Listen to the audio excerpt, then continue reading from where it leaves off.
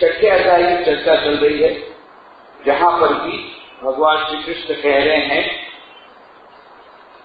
5वें श्लोक में, उत्थरेत आत्मना आत्मानं न आत्मानं अवसादयेत् आत्मैव आत्मनो बंधु आत्मैव रिपुरात्मना। हे अर्जुन, उद्धरे, उद्धार करना चाहिए।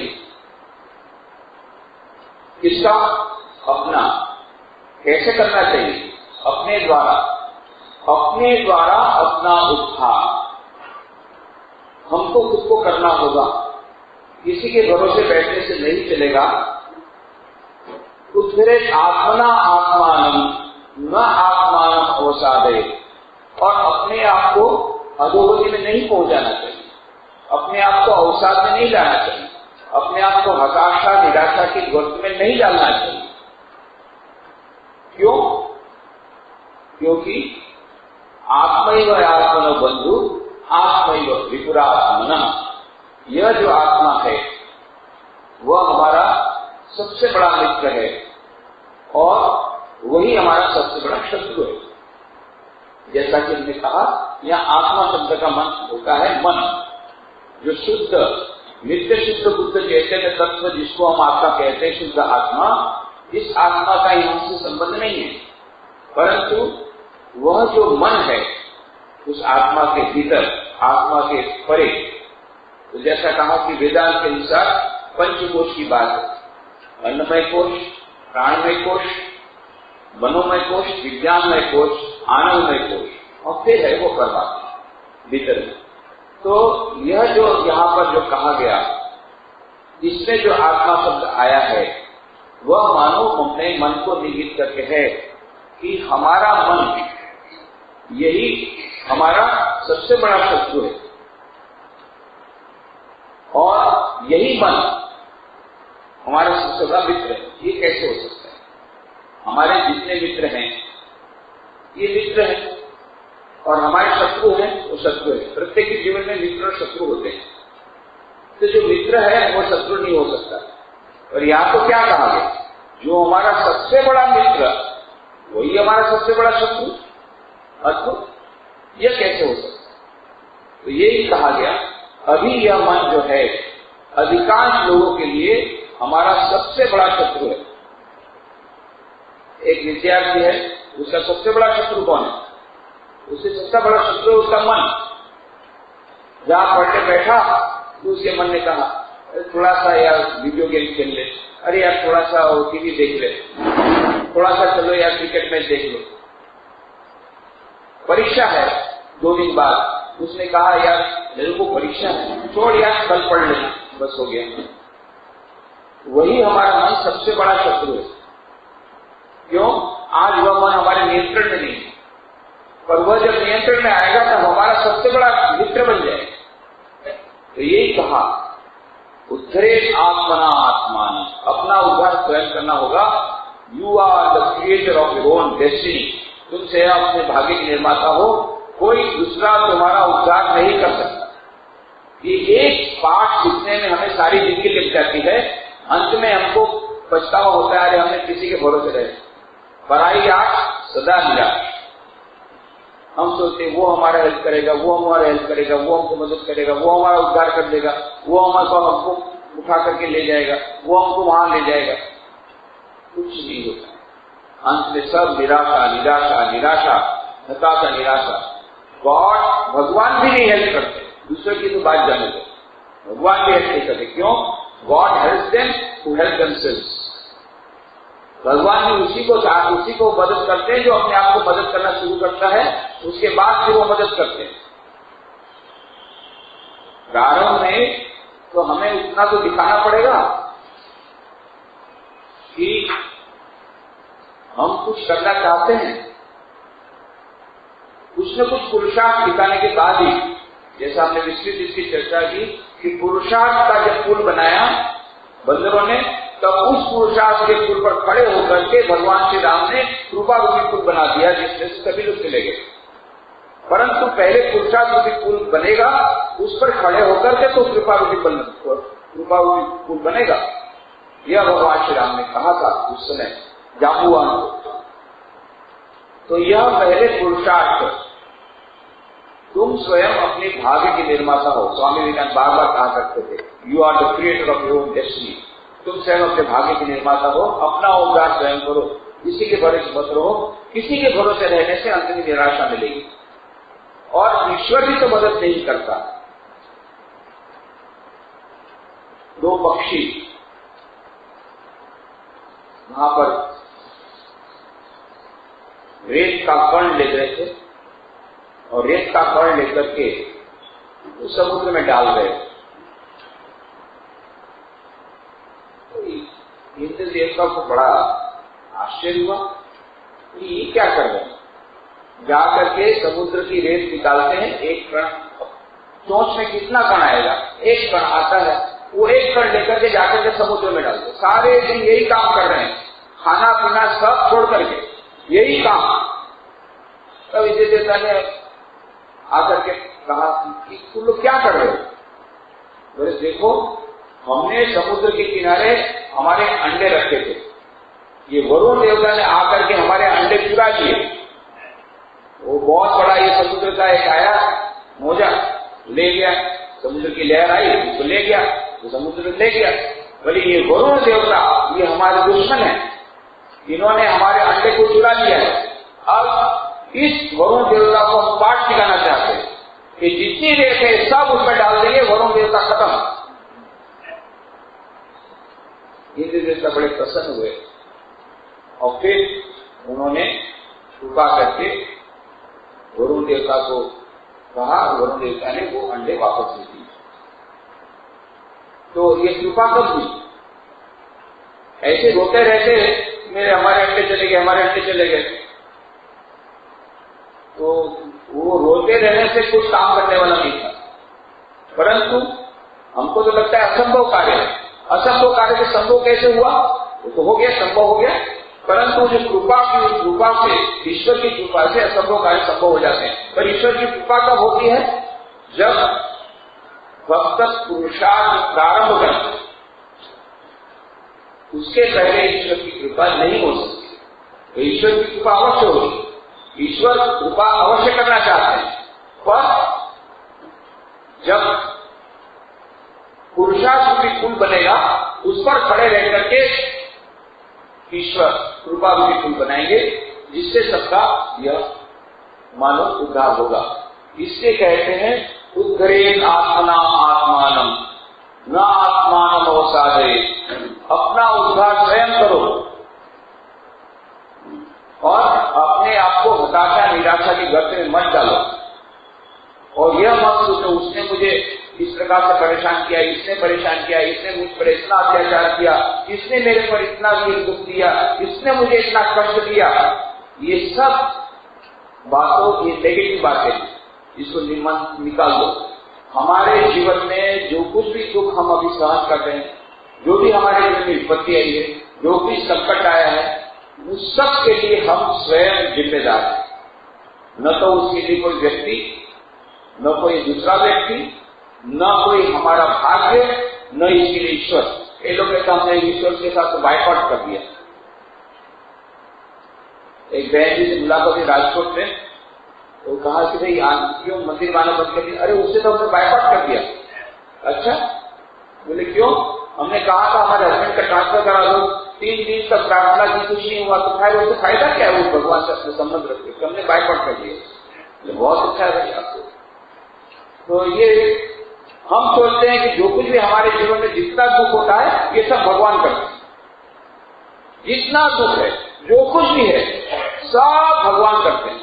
बंगला में कहावत है, जो तो दोष नंद घोष। तो जितना दोष है नंद घोष ने किया, कोई भी काम बोले नंद घोष ने किया। गाय किसने मारी, इंद्र ने मारी। बगीचा किसने लगाया, बोले मैंने लगाया। जब अच्छा होता है बोले मैंने अपने पुरुषार्थ से प्राप्त किया, और जब बुरा होता है, देखो भगवान कितना निष्ठुर है, प्रार्थना नहीं सुनता। सारे साल भर टीवी देखा, वीडियो देखा, भगवान को याद नहीं किया। परीक्षा के समय 1 रुपए का तेल चढ़ाने के बाद हनुमान जी हमको पास करा दो, और जब पास नहीं हुए बोले हनुमान जी को गाली दिया कि देखो 1 रुपया खा गए, कितने भ्रष्टाचारी।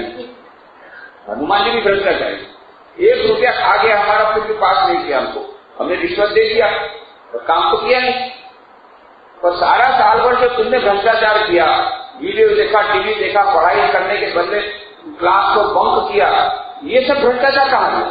केवल हनुमान जी का भ्रष्टाचार हम देखते हैं कि हमने 1 दिन का केस चढ़ाया, फिर भी हमको पास नहीं किया। उद्धरे आत्मना आत्मान न आत्मान अवसादे। न कोई ईश्वर, न कोई हनुमान जी, न गणेश, न कोई देवी देवता तुम्हारा उद्धार नहीं कर सकते। अपना उद्धार स्वयं करना होगा। हाँ, ईश्वर की कृपा होगी, अवश्य होगी। पहले पुरुषार्थ, God helps them to help themselves. ईश्वर किसको सहायता करते हैं? जो स्वयं अपनी सहायता नहीं करेगा उसी पर तो एक आदमी रोज प्रार्थना करे, प्रभु मुझे लॉटरी लगा दो, प्रभु मुझे लॉटरी लगा दो, प्रभु मुझे लॉटरी लगा दो, प्रार्थना कर रहा है, प्रार्थना कर रहा है, पर कुछ भी परिणाम नहीं निकल रहा है। बोले क्या भगवान, आपको इतना प्रार्थना किया पर कुछ फल नहीं हुआ? आखिरी में बोला कि मैं बायकॉट करूंगा, यदि आप मेरी प्रार्थना नहीं सुनेंगे तो बस अभी मैं बायकॉट कर लूंगा आपका। तो भगवान घबरा गया, बायकॉट के नाम से भगवान भी घबरा गया। तो उन्होंने दर्शन देखा, अरे पहले टिकट तो खरीद, वो लॉटरी की टिकट खरीदा नहीं, बोले लॉटरी लगा दो, लॉटरी लगा दो। टिकट तो खरीदो पहले, तब तो लॉटरी लगेगी, टिकट तो खरीदना पड़ेगा। भगवान मुझे यहाँ से कलकत्ता पहुंचा दो। अरे कलकत्ता पहुंचा दो, कलकत्ता की ट्रेन में बैठ तो कलकत्ता पहुंचेगा। जा रहा है तू बम्बई की ट्रेन में, बोलता मुझे कलकत्ता पहुंचा दो। उल्टा करने के बाद बोलते भगवान कैसे हैं, रास्ता सुनते नहीं है, हमको कलकत्ता नहीं पहुंचा है। पर तुम कौन सी ट्रेन में बैठे? बम्बई वाली ट्रेन में बैठे। भगवान तुम कलकत्ता कैसे पहुंचाएंगे? तुम कलकत्ता वाली ट्रेन में बैठे तो कलकत्ता पहुंचोगे, तो इतना पुरुषार्थ तो करना पड़ेगा। पर हम वो नहीं करते हैं, उल्टा करते हैं और ऊपर से उल्टा दोष भगवान के नाम पे देते हैं कि भगवान ऐसे निष्ठुर है, प्रार्थना नहीं सुनते और बहुत प्रकार की गालियां। और यहाँ कहा उद्धरे आत्मना आत्मान नात्मान अवसादे आत्मैव आत्मनो बंधु आत्मैव रिपुरात्मना। हमारा सबसे बड़ा मित्र हमारा मन है और हमारा सबसे बड़ा शत्रु भी हमारा मन है। यदि हमने मन को नियंत्रित कर लिया तो हमारा सबसे बड़ा मित्र है। यदि नियंत्रित नहीं कर पाए, स्वामी जी कहते हैं जो नियंत्रित मन नहीं है वो हमको खा डालेगा, चीर डालेगा, खत्म कर देगा, हमको नष्ट कर देगा, हमें निराशा की, हताशा के गर्त में ले जाएगा। यदि मन, आज अधिकांश लोग डिप्रेशन से भोग रहे हैं, मन में डिप्रेशन है, हताशा है, निराशा है, टेंशन में, क्यों है? क्योंकि मन उनका कंट्रोल में नहीं है, उनका मन उनका नियंत्रित नहीं है, वो मन के दास है, मन के गुलाम है। मूड नहीं हुआ, मूड के दास है, मूड नहीं आ रहा है। क्यों? मूड मतलब मन का स्वभाव। कि मन क्यों नहीं है? क्योंकि हमारे कंट्रोल में नहीं है। जब तक हम मन को नियंत्रित नहीं कर लेते तब तक वो हमारा मित्र नहीं बनेगा, वो हमारा शत्रु के समान ही काम करेगा। अभी हमारा मन हमारा सबसे बड़ा शत्रु है। हमको जहां हम आनंद में रहना चाहते हैं वो डिप्रेशन में चला जाता है हमारा मन। हम चाहते हैं पढ़ने बैठे, वो बोलता है नहीं घूमने चलो। हम चाहते हैं कुछ काम, अच्छा काम करने के लिए, बोलता नहीं। सब हमसे उल्टा करता है। हम चाहते हैं ऐसा, हमसे उल्टा, पूरा उल्टा करता है। क्यों? हमारा सबसे बड़ा शत्रु है अभी। क्यों? क्योंकि नियंत्रित नहीं। आत्मैव आत्मना बंधु आत्मैव रिपुरात्मना। सबसे बड़ा शत्रु हमारा मन। अभी अधिकांश लोगों के लिए यही बात है, हमारा मन हमारा सबसे बड़ा शत्रु है। परंतु जिसने मन को नियंत्रित कर लिया उसके लिए अपना मन ही हमारा सबसे बड़ा मित्र हो जाता है। इसीलिए कहते हैं बंधुरा आत्मनस्तस्य येनात्मैवात्मना जितः अनात्मनस्तु शत्रुत्वे वर्तेत आत्मैव शत्रुवत्। उस जीवात्मा को आप ही मित्र है जिस जीवात्मा द्वारा मन और इंद्रिय से शरीर जीता हुआ है, और जिसके द्वारा मन और इंद्रिय से शरीर नहीं जीता गया है, अनात्मना, वो उसका मन उसके शत्रु के सदृश है, मतलब शत्रु के समान व्यवहार करता है। शत्रु के समान व्यवहार करने का मतलब होता है शत्रु हमेशा उल्टा करता है। यदि मित्र है, यदि हमने उसको बोला कि भाई थोड़ा सा इतना कर देना, तो तुरंत हमारा मित्र कर देगा। और शत्रु होगा उससे ठीक उल्टा करेगा। हम कहते भाई मन पढ़ने बैठ जा, वो पढ़ने बैठने के बदले घूमने चले जाएंगे, बोले चलो यार घूमने, तो हमारा कहना नहीं मानता, हमसे उल्टा व्यवहार करता है। और इसी कारण हम चाहते हैं खुश रहना, वो डिप्रेशन में चला जाता है। हम चाहते हैं पढ़ाई करना, एकाग्रता पूरा, वो बोलता है हम घूमने जाएंगे, हम वीडियो गेम देखेंगे, हम टीवी देखेंगे। उसका अपना ही पूरा एजेंडा है, हमारा एजेंडा अलग, उसका एजेंडा अलग। इसी को तो शत्रु बोलते हैं। जो हमारा मित्र है, हमारे मित्र का एजेंडा हमारे समान रहता है, और हमारा शत्रु का एजेंडा ठीक विपरीत रहता है। हमारा एजेंडा पढ़ाई करना, वो शत्रु है, वो बोलता है हम नहीं पढ़ाई करेंगे, चलो जो करना हो, हम अभी जाएंगे घूमने, हम अभी देखेंगे वीडियो गेम्स, हम देखेंगे टीवी, हमारा शत्रु। और इसीलिए फिर परीक्षा में सफल नहीं मिलता है, दुखी होते हैं, और फिर उसके बाद में गाली देते हैं हनुमान जी को, इसको, देवी देवता को, टीचर को, नारायण ढिकानों को, भाग्य को, इस सबको गाली देते हैं। किसी को गाली देने की जरूरत नहीं है। एक ही व्यक्ति है जिसको गाली देना है, वो है तुम स्वयं। दूसरे किसी को गाली देने की जरूरत नहीं। यदि हमारे जीवन में सफलता नहीं आई है, हम स्वयं जिम्मेदार। आत्मैव आत्मन बंधु, आत्मैव रिपुरात्मन। हमारा मन ही हमारा सबसे बड़ा मित्र, हमारा सबसे बड़ा शत्रु। क्यों?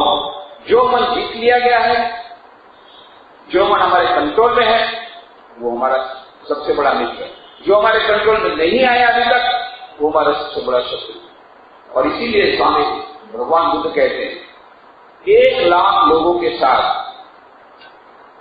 अकेले हाथ लड़ना सरल है। वैसे तो बहुत कठिन है, परंतु 1 लाख लोगों के साथ अकेले हाथ लड़ना जितना कठिन है, अपने मन के साथ लड़ना उससे ज्यादा कठिन है। क्यों? क्योंकि वहां तो केवल 1 लाख है, हमारे भीतर शत्रु है लाखों, करोड़ों। कितने प्रकार की वासनाएं, कितने प्रकार के विचार, हजारों जन्मों के संस्कार, ये सब अशुद्धियां, ये सब मन में पड़ी हुई है, ये सब बगावत करती है, और इसीलिए हमारा कहना नहीं मानती, और हम चाहते उस प्रकार होता नहीं। तो सबसे बड़े शत्रु हम स्वयं, हमारा स्वयं का मन। और यही मन यदि नियंत्रित हो जाए तो हमारा सबसे बड़ा मित्र बन सकता है, बनता है। जितात्मन प्रशांतस्य परमात्मा समाहितः शीतोष्ण सुख दुखेषु तथा मानापमानयोः। शीतोष्ण सुख दुखेषु, शीत और उष्ण, सर्दी और गर्मी, सुख और दुख, सुख दुखेषु तथा मानापमानयोः, मान और अपमान में, जिसके अंतःकरण की वृत्तियां अच्छी प्रकार से शांत है, प्रशांत, वो मनुष्य प्रशांत, उसकी वृत्तियां प्रशांत है, शांत है। और जितात्मन, स्वाधीन आत्मा वाले पुरुष के ज्ञान में परमात्मा, सच्चिदानंद परमात्मा समाहित, सम्यक प्रकार से स्थित है, अर्थात उसके ज्ञान में परमात्मा के सिवाय अन्य कुछ है ही नहीं। तो समाहित, परमात्मा का समाहित होना मतलब क्या है?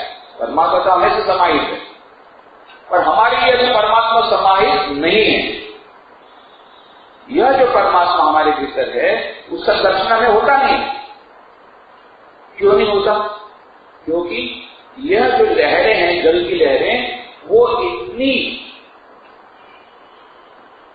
हिल रही है, डुल रही है, कि उसके कारण यह जो आत्मा का प्रतिबिंब, परमात्मा का प्रतीक जो हमारे आत्मा में पड़ना चाहिए, वो बिल्कुल इस प्रकार से हिलता डुलता है, हमें उससे दर्शन नहीं होता। तो जब तक हमारी वृत्तियां शांत नहीं होगी, और यही राजयोग का यही लक्ष्य है, योगम चित्त वृत्ति निरोधा। चित्त वृत्तियों का जहां निरोध हो गया, वहां योग हो गया। योग हो गया मतलब समाहित हो गए, समाहित हो गए मतलब वो अज्ञान का जो पर्दा है वो दूर हो गया। तो ये समाहित, परमात्मा समाहित कब होंगे? जब हमारा ज्ञान का पर्दा दूर होगा।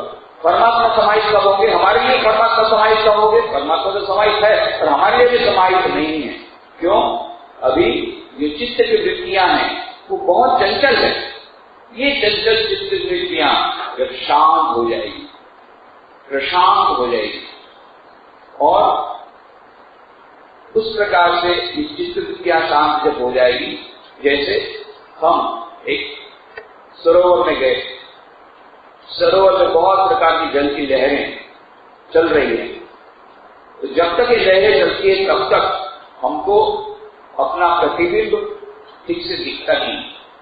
और जहां लहरें शांत हो गई, तो बिंब हमारा प्रतिबिंब अच्छी तरह दिखता है। उसी प्रकार से इस परमात्मा का प्रतिबिंब हमारे आत्मा में पड़ता है। हमारे आत्मा में इसका प्रतिबिंब जो पड़ता है उसका हमें अनुभव इसलिए नहीं होता क्योंकि ये जल की लहरें जिस प्रकार से चंचल हैं, हमारे मन की लहरें चंचल है, और इसलिए वो रिफ्लेक्शन, वह जो उसका प्रतिबिंब वो हमें दिखता नहीं है। इसीलिए हमारे लिए परमात्मा भी समाहित नहीं। पर यदि हमारा मन समाहित हो जाए, हमारा चित्त प्रशांत हो जाए, किस प्रकार से प्रशांत कि 3 कंडीशन दिया, 3 शर्तें हैं। कब हम समझेंगे कि मन प्रशांत हो गया, कब समझेंगे परमात्मा समाहित हो जाएंगे, वो स्थिति कब आएगी परमात्मा समाहित हो जाएंगे, उसके लिए बताया 3 कंडीशन।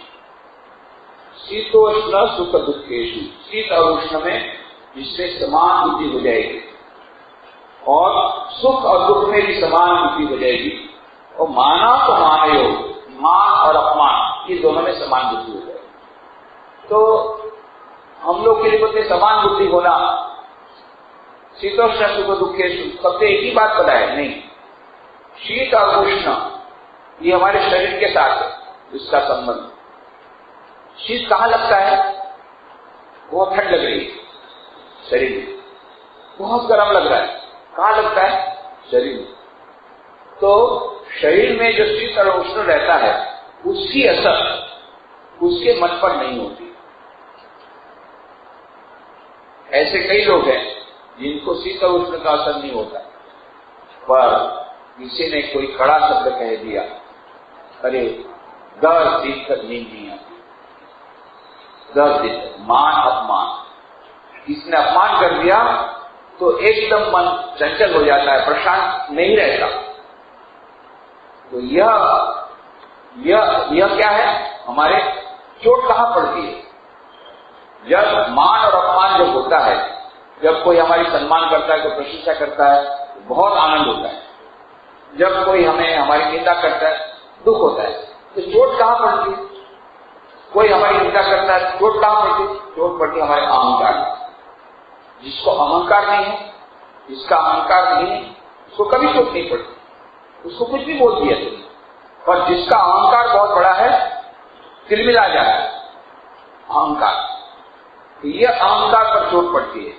और सबसे बड़ी चोट पड़ती है जब तुमको कोई कहता है कि तुम बड़े अहंकारी हो, और तब वो जो अहंकारी व्यक्ति क्या बोलता है, मेरा अहंकार तो इसने भी देखा नहीं, दिखा दूंगा मेरा कितना अहंकार है।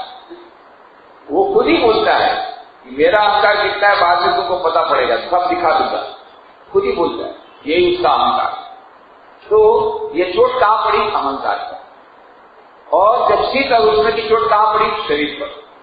और सुख और दुख मन के, मन से सुख, मन से दुख, बाहर से कुछ नहीं। बाहर से तो दुख है, शरीर पर दुख है, खाने को नहीं मिला, 5 दिन से खाने को नहीं मिला, पर मन बहुत आनंद है, मन बहुत आनंद है। नहीं तो नॉर्मली क्या होता है, एक ही दिन नहीं खाया तो मन एकदम विषाद में हो जाता है। परंतु यदि कोई अच्छी खबर आई, कोई अच्छा हुआ जो हम चाहते थे ऐसा हुआ, तो हमारा मन सुखी हो जाता है। भले हमारा शरीर दुखी है, 5 दिन से खाना नहीं मिला, निराहार है, पानी की जगह कुछ नहीं लिया, पर मन बड़े आनंद में है। तो यह जो प्रशांत आत्मा है, शीत उष्ण का भी उसका असर नहीं होता, शरीर पर भी असर नहीं होता, मन पर भी असर नहीं होता, और अहंकार पर भी असर नहीं होता, तब वो प्रशांत आत्मा कहा जाएगा।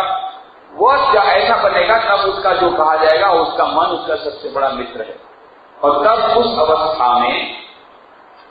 अवस्था में वह जो मन है वो प्रशांत आत्मा जब हो जाएगा, तब परमात्मा समाहित, तब कहा जाएगा कि परमात्मा जो है उसके लिए समाहित हो गया। परमात्मा तो समाहित है, पर हमारे लिए परमात्मा भी समाहित नहीं है।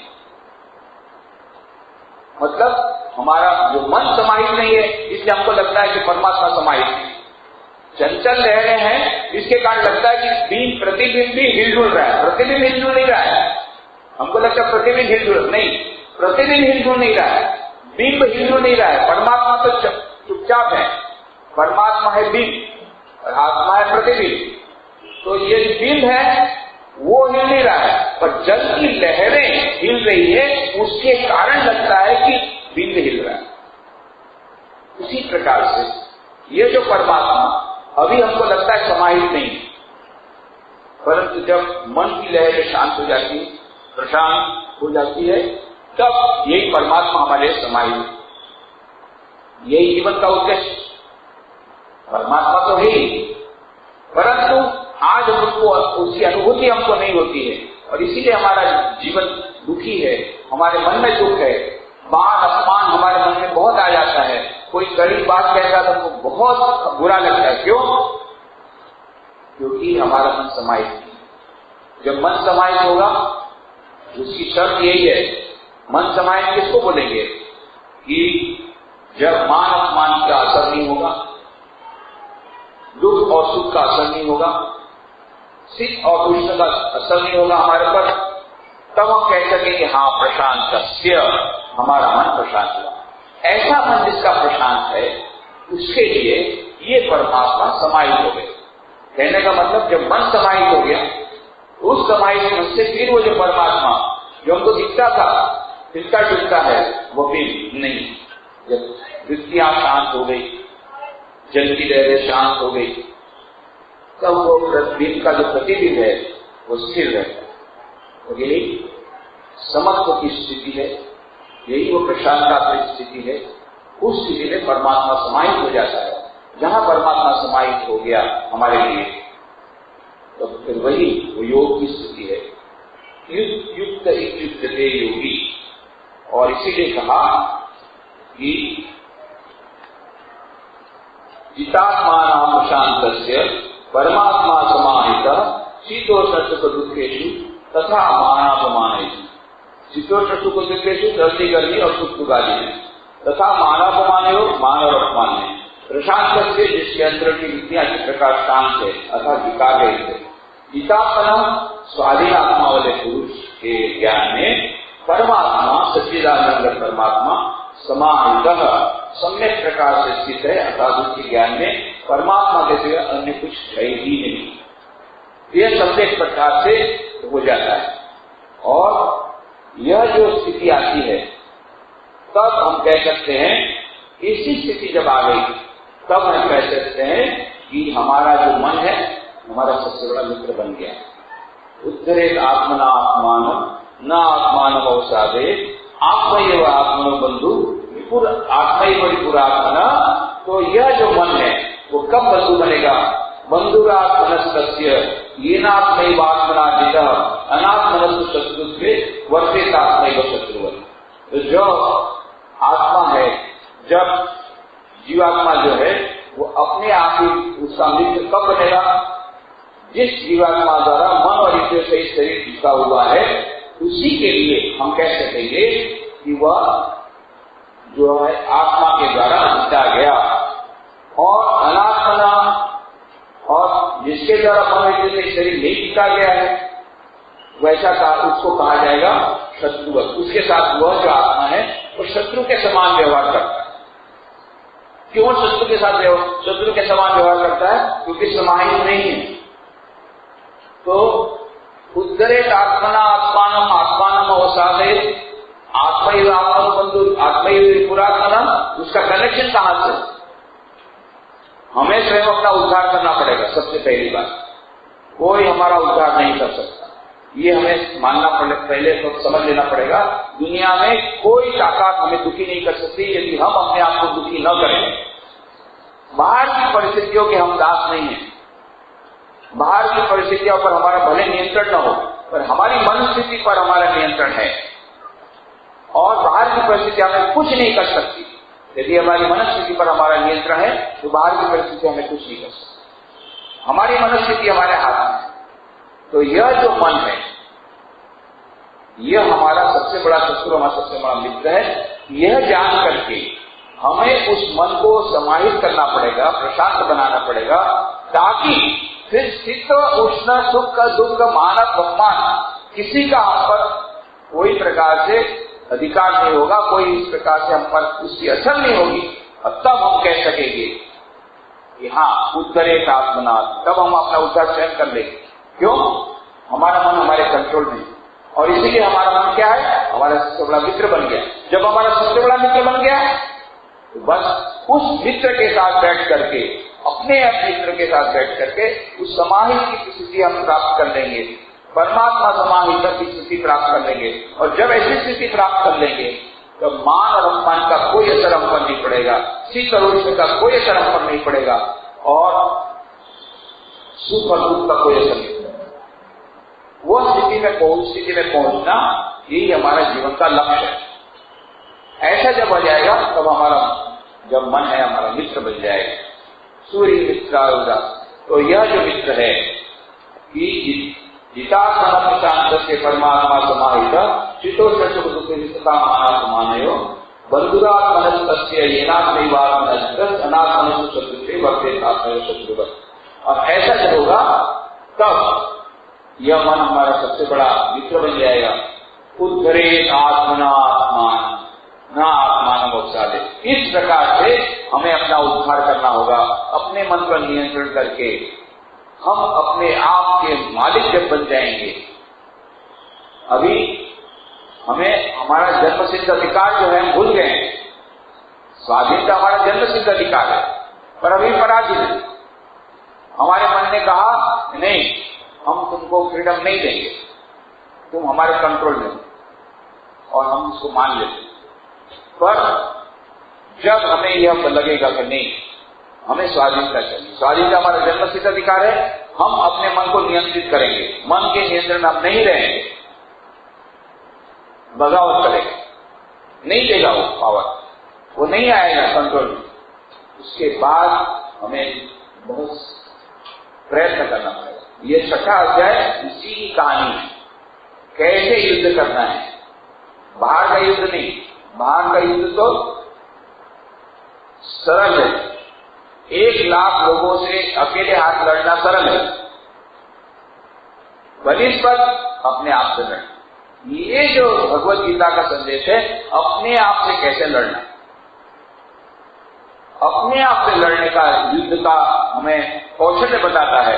किस प्रकार से हम अपने मन पर विजय प्राप्त करके अपने मालिक बन सकते हैं, स्वाधीनता को प्राप्त कर सकते हैं।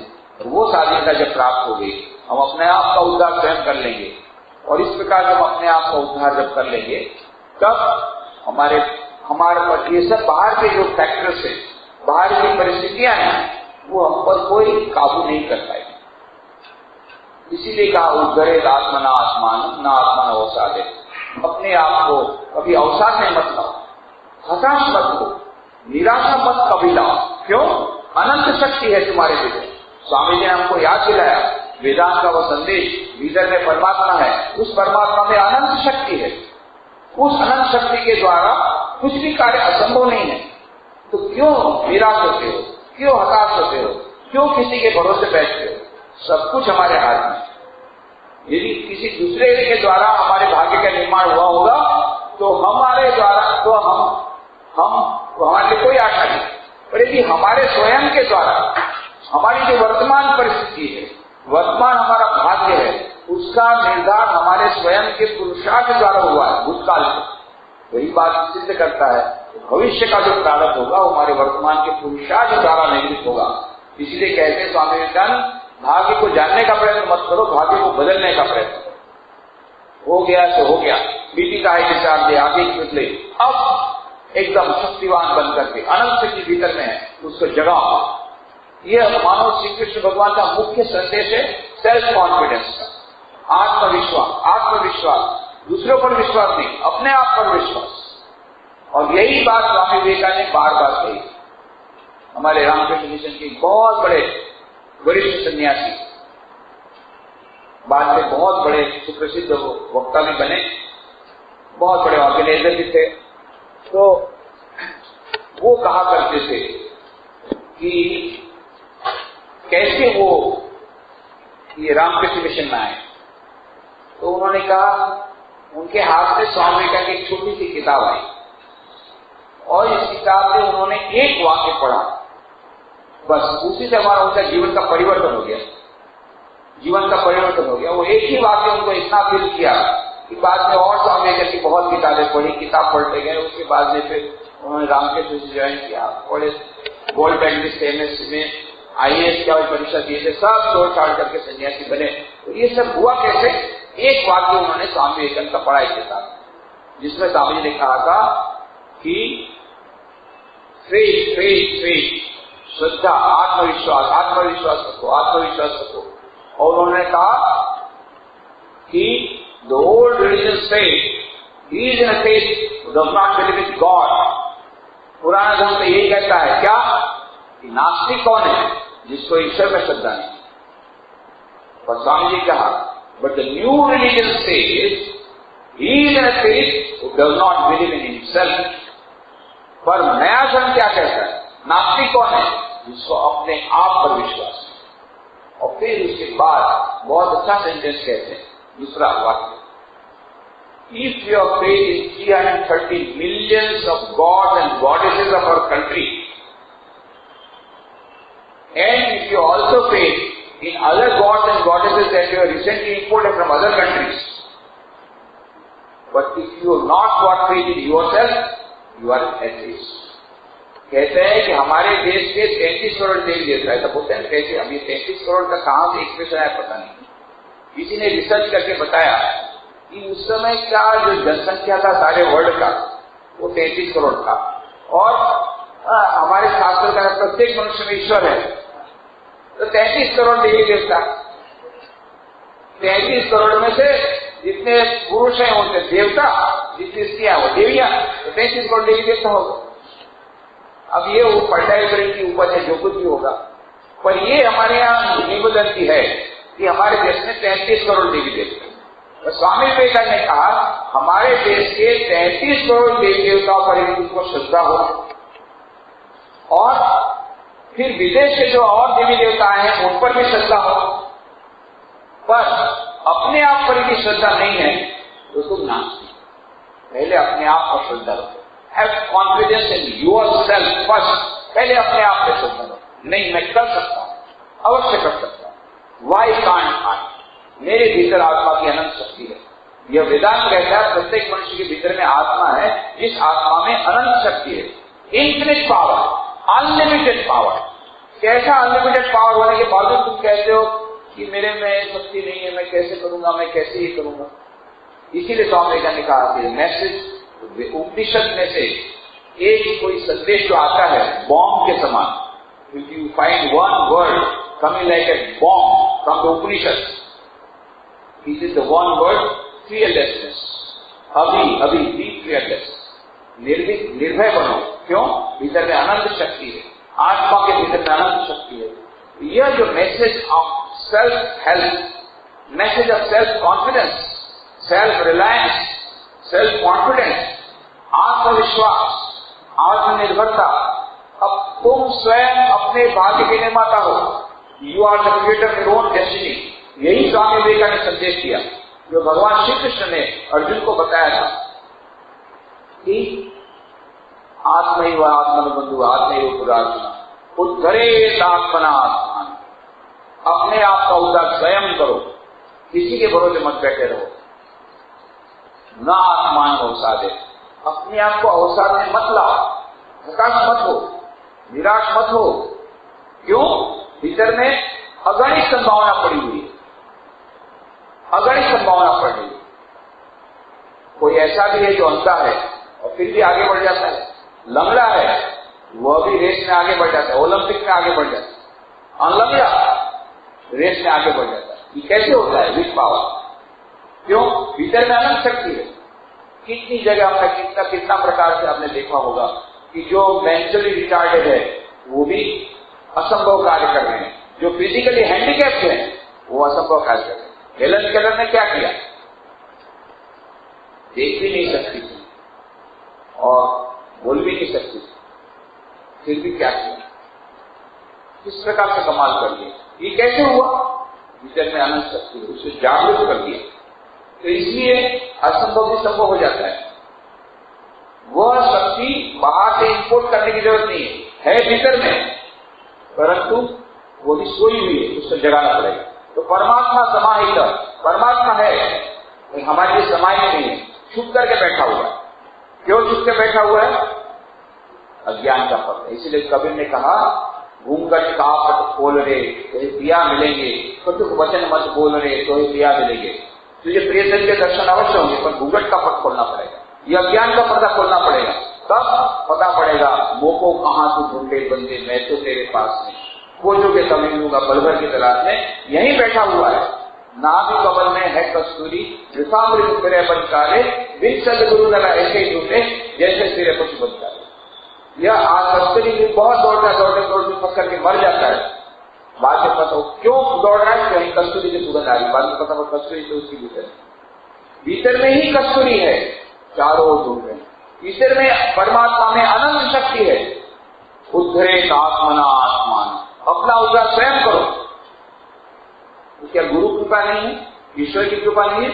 अवश्य है, परंतु गुरु तुम्हारे लिए खाना बना दे सकते हैं, थाली में परोस सकते हैं, पर खाना तो तुमको पड़ेगा।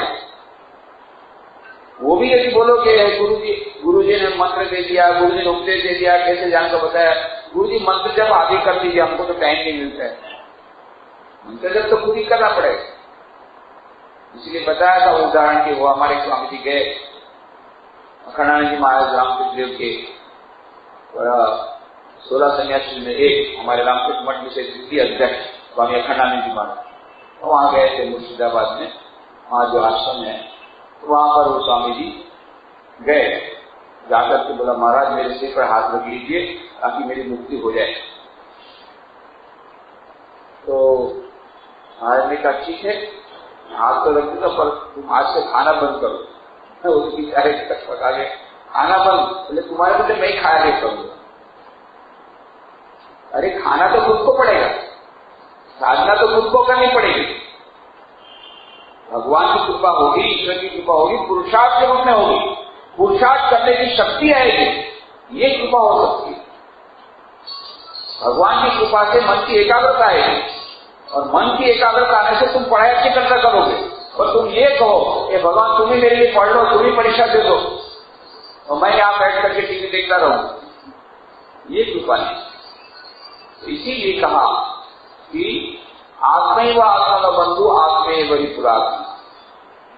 हमारा मन ही हमारा बड़ा शत्रु है, हमारा मन ही सबसे मित्र है, और उसको हमारे लिए जब परमात्मा समाहित कब हो जाएगा, जब हमारा मन प्रशांत हो जाएगा, जब सुख दुख शीतोष्ण सुख दुख पाना पाने इस सब में हमारा मन समान भाव से कब आएगा, जब प्रशांत हो जाएगा।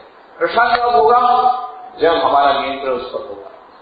जीतात्मना, हमारा मन जब हम जीत लेंगे, तो बहुत बड़ी प्रक्रिया है, एक दिन का बात नहीं है, क्योंकि यह जो चेतन मन के पीछे अचेतन मन है, कॉन्शियस माइंड के पीछे अनकॉन्शियस माइंड है, जिसमें हजारों जन्मों के हजारों लाखों करोड़ों संस्कार पड़े हुए, एक दो दिन की बात नहीं है। इसीलिए भगवान बुद्ध ने कहा कि 1 लाख लोगों को अकेले हाथ युद्ध में हराना संभव है, उससे भी अधिक कठिन है अपने मन के साथ लड़ाई करना। परंतु ये कैसे करना, उसका पूरा कौशल यहां पर बताते हैं। इसके बाद में बहुत अच्छी बात बताते हैं कि यह जो ज्ञान विज्ञान चित्तात्मा सुखस्थो विजितेंद्रिय युक्त स्थित योगी समलोष्टात्मकांति, ये विजितेंद्रिय होने के बाद क्या होता क्या है, केवल ज्ञान नहीं, उसको विज्ञान भी मिलता है। ज्ञान और विज्ञान में क्या अंतर है? अज्ञान, ज्ञान और विज्ञान, ये 3 चीजें अलग अलग हैं। इन तीनों में क्या अंतर है, इसको हम लोग जानने का प्रयत्न करेंगे अगले रविवार को। और ये विजितेंद्रिय जब होने के बाद यह समलोष्टात्म कांचन, जो समलोष्टात्म कांचन होने के बाद फिर क्या होता है, किस प्रकार से समलोष्टात्म कांचन हो जाता है जब विजितेंद्रिय होने के बाद, और ये ज्ञान और विज्ञान और अज्ञान, इसमें क्या अंतर है। और ये जो ज्ञान विज्ञान और मुक्त आत्मा ऐसा होने के बाद कुटस्थ विजितेंद्रिय जब हो गया, तब युक्त इत्युच्यते लोगी समलोष्टात्म कांचन, तब उसे कहा जाएगा वो युक्त है। युक्त माने तब वह युक्त हो गया, कहते हैं ना कि भाई उसका उसके साथ योग हो गया, उसके साथ वह युक्त हो गया। आत्मा का परमात्मा के साथ युक्त हो जाता है, आत्मा परमात्मा से योग हो जाता है, तभी वह सभी बंधन चले जाते हैं, सभी प्रकार के दुख नष्ट हो जाते हैं। और तभी इस प्रकार से यह जो कहा गया ज्ञान विज्ञान का कुटस्थ हो विचितेंद्रिय, और जब विचितेंद्रिय हो गया, कुटस्थ हो गया और ज्ञान विज्ञान चित्तात्मा हो गया, तब जाकर के ये सभी बंधन पूरे हो गए और तब जाकर के वो परम स्थिति में प्राप्त हो गया। तब उसको बोलेंगे युक्त इत्युक्त योगी। तब इसका युक्त हो गया, वह युक्त हो गया। वह सचमुच में योगी जो शब्द है, ये योगी शब्द है। योगी का मतलब वो समझते अरे भाई वो योगी है, क्यों? अरे पीएचडी कर लिया भाई योग में, अरे वो योगी नहीं है। पीएचडी कर लिया, शीर्षासन करना जानता है, फलाना आसन करना जानता है, इतना बड़ा आसन सीख लिया, लगाया महान योग। कोई तो बोलते योगी नहीं, बोलते हम परम योगी, कोई बोलते हम महायोगी है, कोई बोलते हैं परम परम महायोगी। ऐसे कई टाइटल होते, वो सब योगी नहीं। सच्चा योगी कौन है? सच्चा योगी वही है जिसने इस प्रकार से शीतोष्ण सुख दुखेषु मानापमान योग, ये सब के परे हो जाकर के प्रशांत आत्मा हो गया, जिसका आत्मा परमात्मा जिससे समाहित हो गया, जिसका मन समाहित हो गया तो उसके लिए परमात्मा समाहित हो गया। उस स्थिति में जो पहुंच गया और ज्ञान विज्ञान तृप्तात्मा वह भी जब हो गया, तब हम उसको योगी बोलेंगे। उसके पहले केवल थोड़ा शिष्टाचार कर दिया, थोड़ा आसन कर दिया, या थोड़ा योग का क्लास कर दिया, 6 महीने का 6 हफ्ते का एक सर्टिफिकेट कोर्स कर दिया, तो हम योगी हो गए। बहुत योगी आजकल निकले हैं, वो योगी, ये योगी अलग है। भगवान श्री कृष्ण जिसको योगी बोलते हैं वह योगी अलग, जिसमें कि परम योगी, वो परमात्मा के साथ का मिलन, उस योग की बात करते हैं। तो इसकी विस्तृत चर्चा हम लोग अगले रविवार को करेंगे। आज ही समाप्त।